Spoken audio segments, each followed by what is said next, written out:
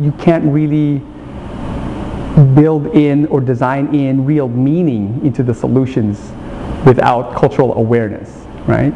And so that means we try to be as engaged as possible in our entire community.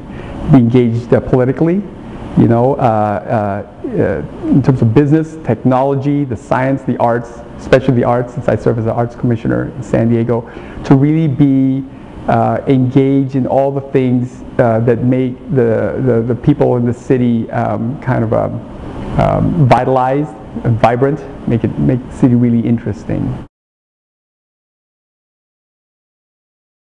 Our approach to projects doesn't just involve a design process. It really involves a cultural understanding process. So historic and cultural analysis is part of it. We do most of it here where we can, but we partner with sociologists where necessary, cultural anthropologists where necessary, and then we tie that cultural understanding with economic impact numbers, so we can kind of justify from a financial standpoint that greater cultural understanding really does benefit the bottom line. So we'll also partner with economists as well, you know, and then besides the typical collaborations that we go through from a design perspective, meaning that we partner with architectural firms and engineering firms and planning firms in general anyway, but the cultural part means involving those other groups into the same team so that we really have a more complete story, a more complete perspective before we start getting people excited about the solution.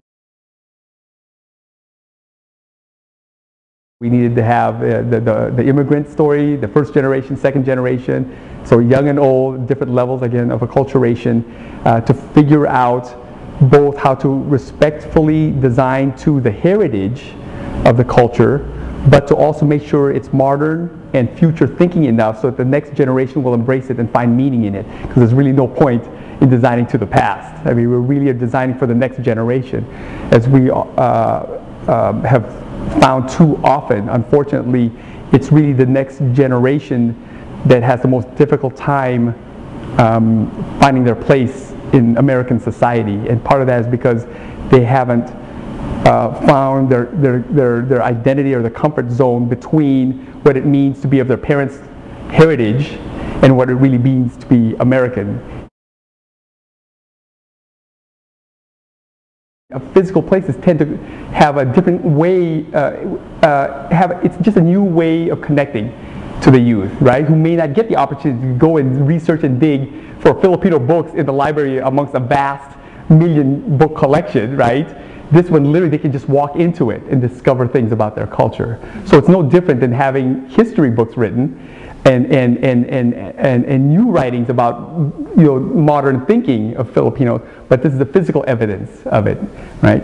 Physical, the other issue is that historic preservation of buildings tends to be focused on buildings of preserving cultures with buildings and icons, right, in place.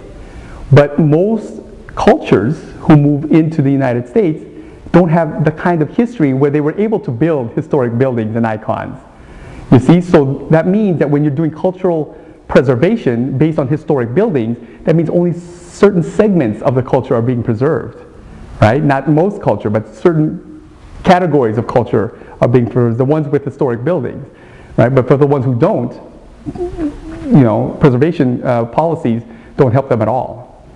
So that's why it's important to create new places that tell the entire story.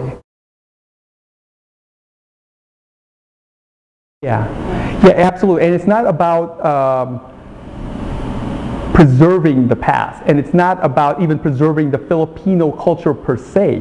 What it is, it's providing my kids and all, you know, kids who come from immigrant families a way of finding a new definition of culture for themselves. What it means to be Filipino American in my area. I mean, in my instance. So it's about finding places where you can feel rooted anywhere, right? Because you understand who you are.